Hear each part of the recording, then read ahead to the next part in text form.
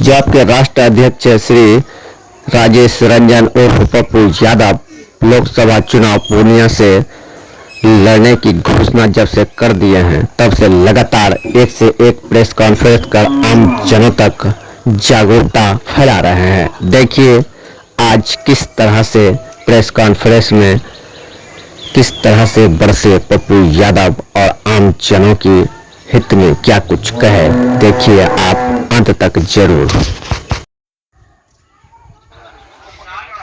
दो मुद्दे हैं। पहला है लोकतंत्र खतरे में।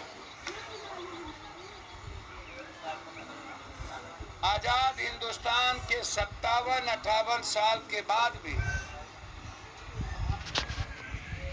हमारी पूरी राजनीतिक व्यवस्था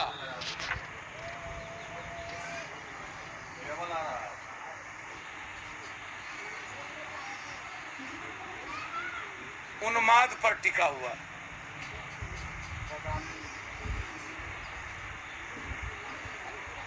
देश में लगातार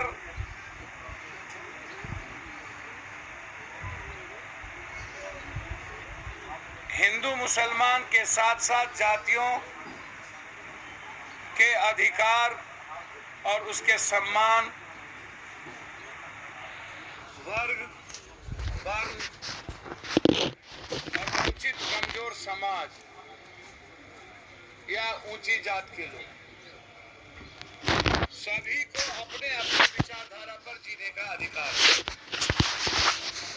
सबको अपने अधिकार और अपने विचारधारा पर बोलने का अधिकार है। कोई हिंदुस्तान में जाति छोटा और बड़ा नहीं है। आजाद हिंदुस्तान के पहले भी सीप से लेके अभी तक हिंदुस्तान में मूलवासी आदिवासी से लेकर वंचित गरीब कमजोर तबके से लेकर ऊंची जात, जब जाति व्यवस्था आई तब से लेकर सबकी भागीदारी है। चाहे वो स्वतंत्रता सेनानी को आप उठा करके देखिए, चाहे स्वतंत्रता संग्राम के इतिहास को उठा करके देखिए, दुनिया में जितना इतिहास है उसमें सबकी भूमिका। रामायण में वाल्मीकि है तो तुलसी जी भी है, केवट है तो पराक्रम भी क्षत्रियता का है। महाभारत में आप उठा करके देखिए, राम ने सबरी का जूठा खाते हुए जाति व्यवस्था को खत्म किया।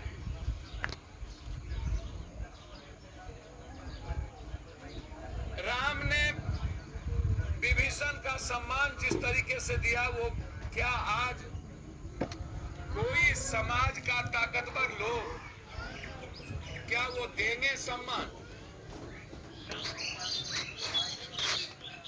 जिस तरीके से राम ने लक्ष्मण का सम्मान किया, क्या फिर कोई देगा?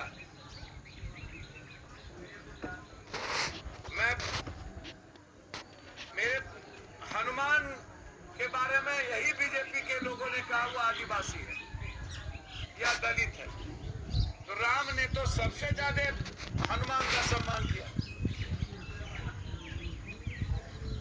सबसे ज्यादा। फिर राम के मानने वाले लोग हनुमान को या सबरी को गाली कैसे दे सकते, या किसी भी जाति को गाली कैसे दे सकते? कृष्ण की भूमिका में भी आप देखिए, सुदामा उत्कृष्ट भूमिका के साथ रहे। उन्होंने अपनी सारी चीजों को खत्म कर कृष्ण के सम्मान की बात की। उस तरह यदि वसुधैव कुटुंबकम की बात करिएगा तो कृष्ण से अर्जुन, आप जाति व्यवस्था कृष्ण के काल में नहीं थी। जो लोग तब की जाति और क्षत्रियता की बात करते हैं उनको ज्ञान नहीं है। कृष्ण ने कर्म के आधार पर विवेचना की, तब जाति नहीं थी। युधिष्ठिर का कौन सा जाति था? नकुल और सहदेव का कौन सा जाति था? युधिष्ठिर की कौन सी जाति थी? भीम का कौन सा जाति था? सुभद्रा और रुक्मणी की कौन सी जाति थी? ये सबसे बड़ी बात है। ये मैं जानना चाहता हूं। मैं ये आप किसी की कथा को उठा करके देखिए, चाहे बिरसा मुंडा के जल जंगल जमीन को देखिए, चाहे संत रविदास मन करे चंगा कठौती में गंगा उस तात्पर्य को देखिए, जिस वाल्मीकि ने समाज के अंतिम गोदान पे रहकर राम के भाव को सामने लाया उस कैरेक्टर को देखिए। फिर आज जो जिस तरीके से राजनीतिक पार्टी और जातीय ठेकेदार जिस तरीके से जाति को चिन्हित करके या नेता को गाली दे रहे हैं, मुझे लगता है कि ऐसे लोगों के खिलाफ सख्त एफआईआर लॉन्च होना चाहिए।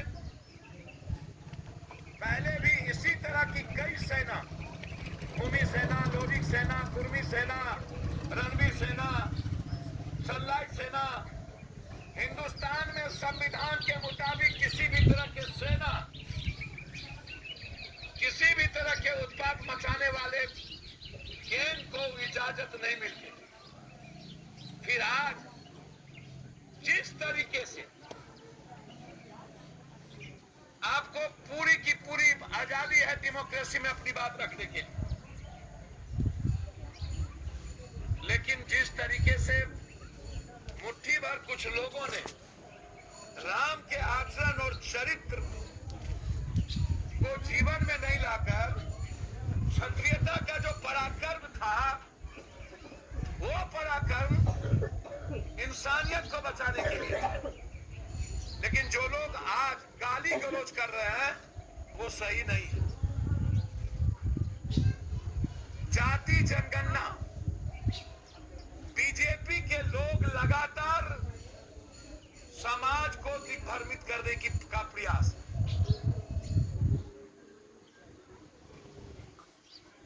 यादव कहेगा कि हम 18% थे 14 हो गए, तो भैया नीतीश कुमार जी मुख्यमंत्री रहते हुए अपने जात को काहे ने बढ़ा लिया? तो वो 10 कर लेते, 9 कर लेते।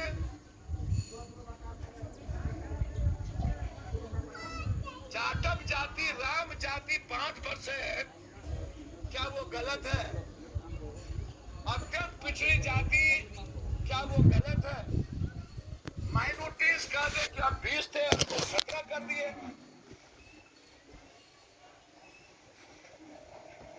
आज जो 63% ओबीसी की बातचीत और अत्यंत पिछड़ों की जो आज सामने में एक